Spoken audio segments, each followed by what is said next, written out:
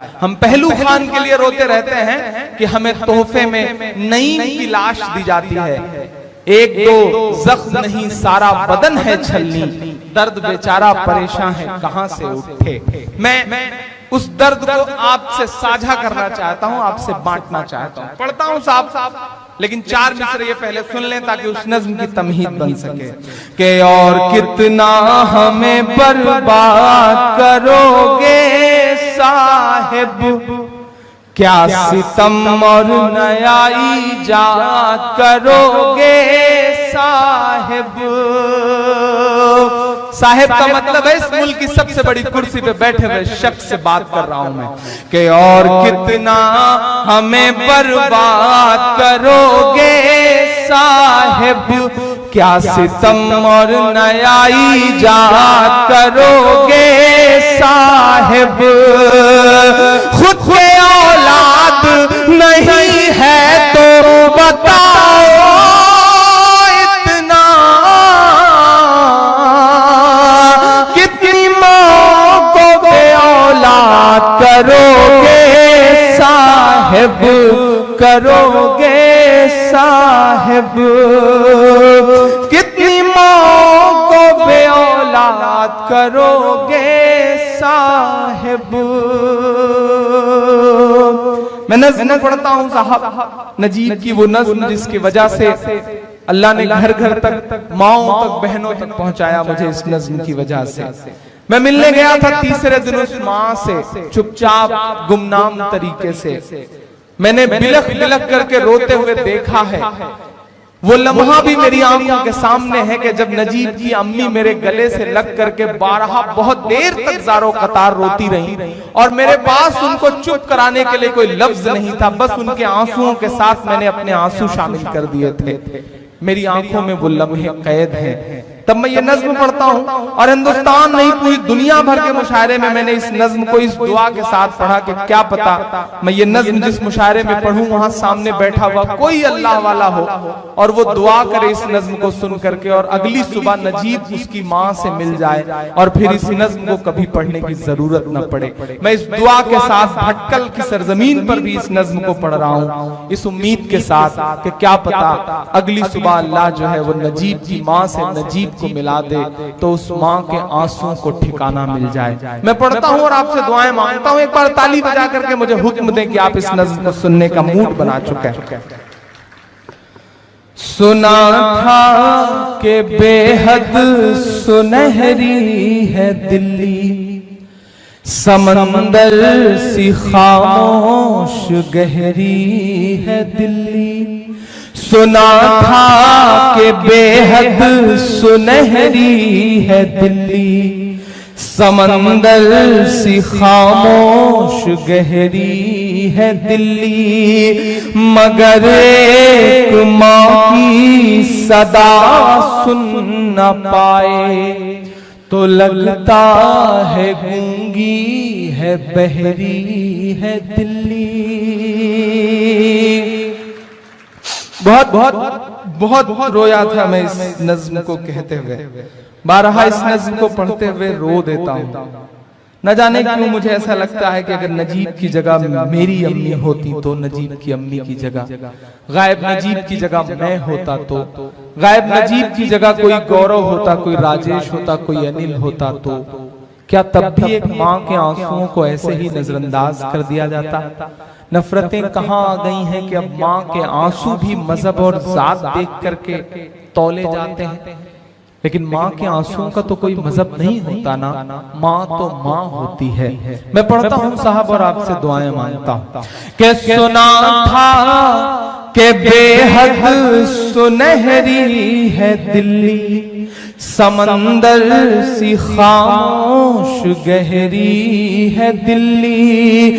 मगर एक माँ की सदा सुन न पाए तो लगता है गूंगी है बहरी है दिल्ली। थोड़ी देर के लिए मैं दोस्त से गुजारिश करूंगा कि समोसा और ये चाय थोड़ी देर के लिए इस नज्म तक के लिए बंद कर दें, इन्हें वापस पीछे भेज दें। थोड़ी देर आप सब चूंकि इस नज्म के साथ मेरा इतना दिल जुड़ा हुआ है कि मैं इस नज्म में कोई डिस्टर्बेंस मुझे भी लगता है कि ना हो तो अच्छा है। मैं पढ़ता हूं, आप सुनेगा कि सुना था कि बेहद सुनहरी है दिल्ली, समंदर सी खामोश गहरी है दिल्ली, मगर एक माँ की सदा नहीं पूछता है कोई हाल मेरा, कोई ला के दे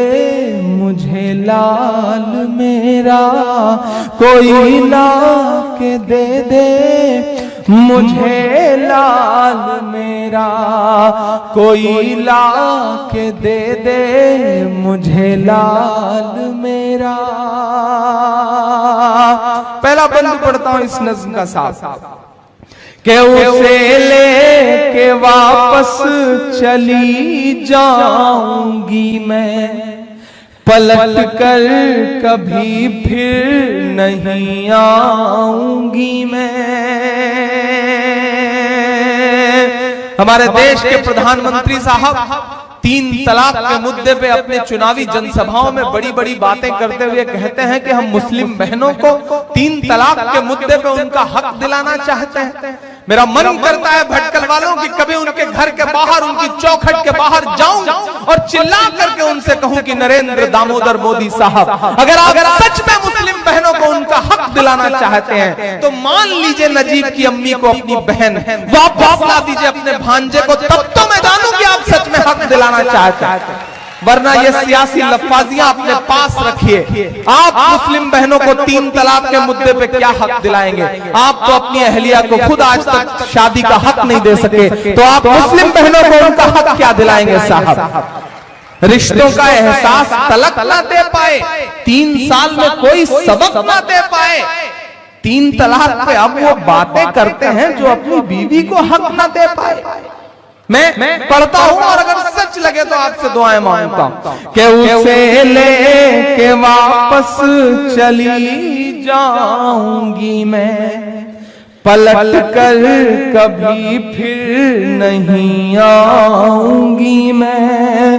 वही है बुढ़ापे का मेरे सहारा, वही है बुढ़ापे का मेरे सहारा, वो बिछड़ा तो जिंदा ही मर जाऊंगी मैं। उसे लेके वापस चली जाऊंगी मैं, पलट कर कभी फिर नहीं आऊंगी मैं। वही है बुढ़ापे का मेरे सहारा, वो बिछड़ा तो जिंदा ही मर जाऊंगी मैं। वही है मेरी जिंदगी की कमाई, वही है मेरी जिंदगी की कमाई, वही तो है सदियों का आमाल मेरा। कोई ला के दे मुझे लाल मेरा, कोई ला के दे मुझे लाल मेरा, कोई ला के दे मुझे लाल मेरा। आखिरी बंद पढ़ता हूं इस नज़्म का साहब। जितना गुस्सा मेरा सियासत के इक़्तिदार पे बैठे हुए लोगों से है, उससे कहीं ज्यादा मेरा गुस्सा इस देश की मीडिया से है। वो मीडिया जो अपने आप को जमहूरियत का चौथा खंबा कहती है, वो मीडिया जो अपने आप को डेमोक्रेसी का पिलर बताती है, उस मीडिया से मेरा गुस्सा है। मैं कभी कभी जो ऑप्शनल मीडिया तैयार हो गए हैं, साहिल ऑनलाइन जैसे जो छोटे छोटे फोरम तैयार हुए हैं, मैं उनको सलाम करूंगा कि वो सच्चाइयों को दुनिया के सामने रख रहे हैं। वरना आज तो हालत ये हो गई है साहब के अपने न्यूज रूम में, एसी न्यूज रूम में कॉलर टाइट करके, टाई लगा करके बैठा हुआ एंकर भ्रष्टाचार पे बातें करता है, करप्शन पर बातें करता है, और खुद सैकड़ों करोड़ रुपए उसने पिछले 10 साल में जर्नलिज्म से कमा लिए। हालात ये हो गए। मेरा गुस्सा है उनसे जो नाग और नागिन की खबरें चैनलों पर दिखा करके ये कह रहे हैं कि यही जर्नलिज्म है। दरअसल वो जर्नलिज्म नहीं कर रहे हैं, वो जर्नलिज्म की जड़ों में मट्ठा डालने का काम कर रहे हैं। मेरा गुस्सा है उनसे, मेरा गुस्सा है ऐसे लोगों से जो ये कहते हैं कि नाग और नागिन की खबरें और नेताजी की छींक आ जाए तो वही खबरें असली खबरें हैं। मेरा गुस्सा है उनसे। मैं उनके नाम एक बंद करता हूं। अगर सच लग जाए कि इमरान का ये गुस्सा जायज है और इमरान ही इस तेवर के साथ ये बात कह सकता है तो आपकी दुआएं मुझे चाहिए। मैं पढ़ता हूं साहब कि ये टीवी के एंकर कहां मर गए हैं। हिम्मत की है मैंने इस देश के तमाम बड़े चैनलों के तमाम बड़े टीवी एंकरों को यह बात कहने की। कुछ नाम है जिन्हें सलाम करता हूं। मैं सलाम करता हूं रवीश कुमार को, जिस शख्स ने जर्नलिज्म की थोड़ी बहुत इज्जत बचा रखी। मैं सलाम करता हूं निधि राजदान को, मैं सलाम करता हूं अभिसार शर्मा को, मैं सलाम करता हूं पुण्य प्रसून वाजपेयी को, मैं सलाम करता हूं विनोद दुआ को। जिन छोटे छोटे लोगों ने छोटी छोटी कोशिशों से जर्नलिज्म की इज्जत बचा रखी है, वरना बाकी जो लोग हैं उन्हें मैं जर्नलिस्ट कम, मुझे तो वो दलाली करने वाले लोग ज्यादा नजर आते हैं, जर्नलिस्ट नहीं नजर आते साहब। ये मेरा गुस्सा है और मैं ये जानता हूं कि ये बोलना बड़ा मुश्किल काम है, मैं जानता हूं कि ये बोलने के नुकसान है, लेकिन शायद मैं इसीलिए तो इमरान हूं। मैं पढ़ता हूं साहब कि ये टीवी के एंकर कहां मर गए हैं।